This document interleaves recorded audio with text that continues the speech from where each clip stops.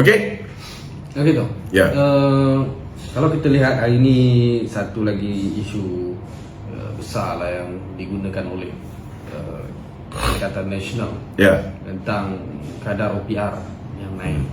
Jadi boleh ke kalau kita tengok tekanan ekonomi meningkat? Ini satu lagi perkara yang saya rasa Datuk Seri Anwar Ibrahim kena perhati betul-betul. Bukan setakat Ketua Hakim Negara lantikan Mahathir, bukan setakat Peguam Negara lantikan Muhyiddin. Benda ni perlu diperhati.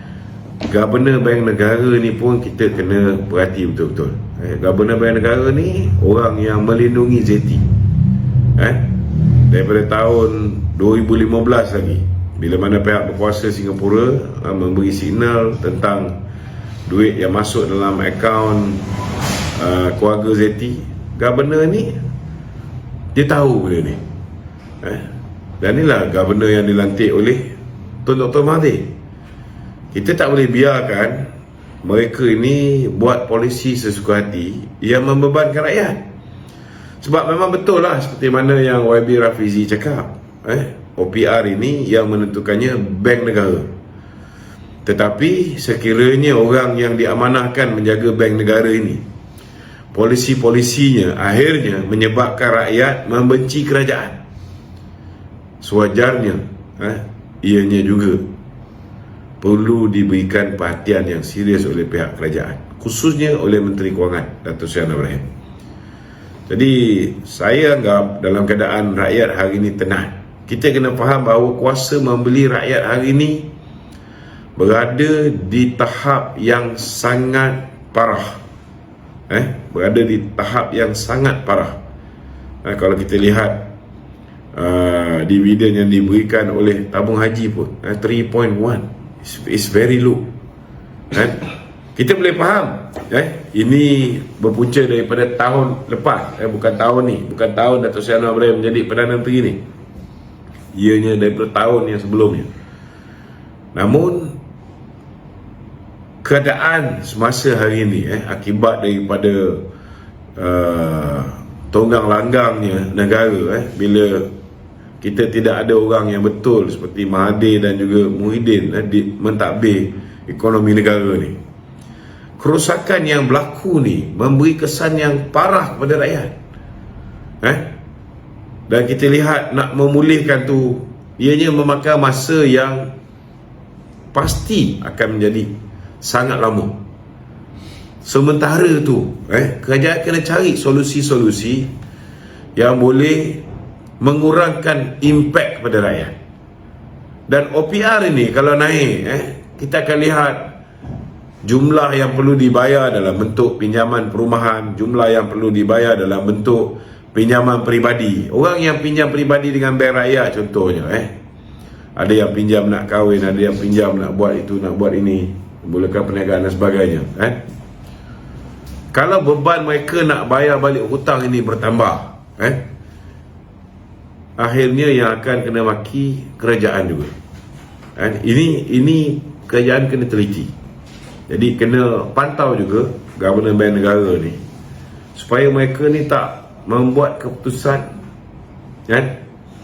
sesuka hati, tanpa mengambil pertimbangan terhadap kesannya terhadap rakyat, yang akhirnya yang akan menerima implikasi dia ialah kerajaan itu sendiri. Kena hati-hati, kena perhatikan betul-betul. Okey. Okay, tak, kalau akibat kesan daripada OPR ni kan, ada setengah yang memang sudah terbeban dengan hutang, sukatan faedah akan meningkat. Wajarkah satu kerajaan membuat satu usaha bagi membantu? Ada orang ni dah memang tak dapat kerja, ekonomi ni dulu dia buat beli rumah contoh RM1 tu kan, dulu dia kerja okey apa semua, tapi bila COVID merosakkan bisnes dia, habis dengan hutang, hidup dia, bini cerai-berai, family. Jadi wajarkah satu inisiatif kerajaan buat untuk membantu, memberi peluang hidup yang kedua pada mereka-mereka ni? Saya nampak sekarang ni kerajaan kena gather pandangan-pandangan, idea-idea baru. Kerana kerajaan kena start diversify our source of income. kena cari jalan macam mana kita boleh mempelbagaikan sumber pendapatan. Tidak boleh hanya bergantung kepada kutipan cukai yang sedia ada, cukai langsung, cukai tak langsung. Tidak boleh hanya bergantung pada industri yang sedia ada. Mungkin kena fikir di luar kotak. Contoh dulu kita lihat zaman Allahyarham Tun Razak, kita ada contoh macam rancangan Felda, di mana kita buka tanah-tanah baru, kita bagi apa ni, peluang untuk rakyat meningkatkan pendapatan dia. Ada satu industri, mereka buat apa yang dipanggil sebagai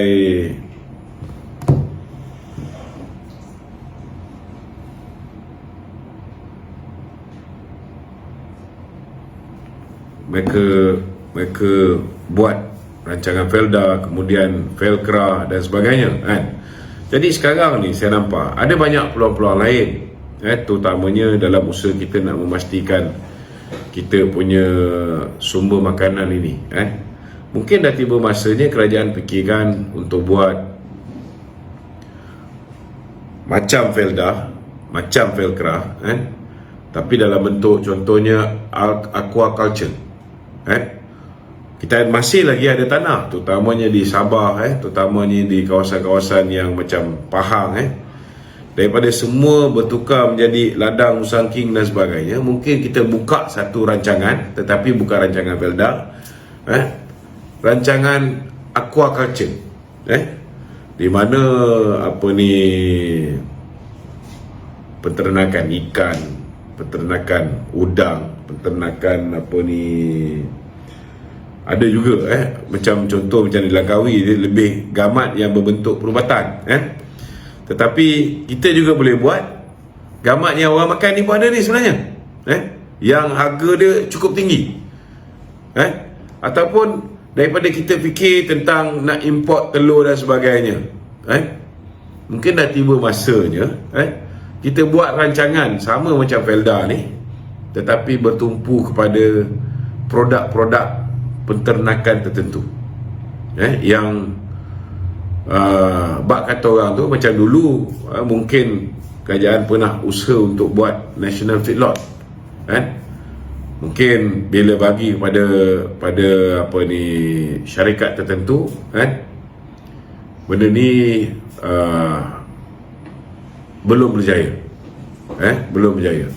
maka mungkin dah tiba masanya kita ada satu rancangan macam Felda, di mana kita bagi tanah, kita bantu dari segi baka yang baik untuk diternak oleh mereka-mereka ni, kita buat sama macam Felda. Jadi ini pun secara tak langsung mewujudkan peluang pekerjaan, dan saya nampak ini akan banyak membantu daripada mengelakkan anak-anak muda kita daripada berhijrah ke bandar-bandar.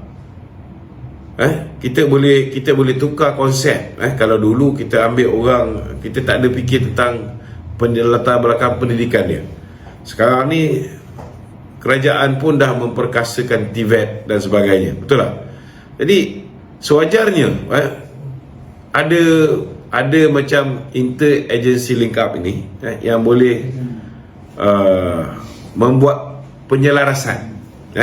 Contohnya orang-orang yang belajar di pusat-pusat latihan TVET ni semua, akhirnya dengan kelulusan yang mereka ada tu, mereka boleh dapat tanah, sama ada untuk buat perkara-perkara yang berkaitan dengan teknologi TVET yang mereka buat, ataupun mereka yang mungkin belajar tentang penternakan ikan dan sebagainya, macam mana cara untuk buat aquaculture dalam skala yang besar. Ada setengah-setengah negara ni, dia punya aquaculture ni 100 km kali 100 km. Mungkin kat Malaysia tak ada lah tanah yang sebesar itu macam di negeri China, tapi kita boleh buat dengan skala yang sederhana.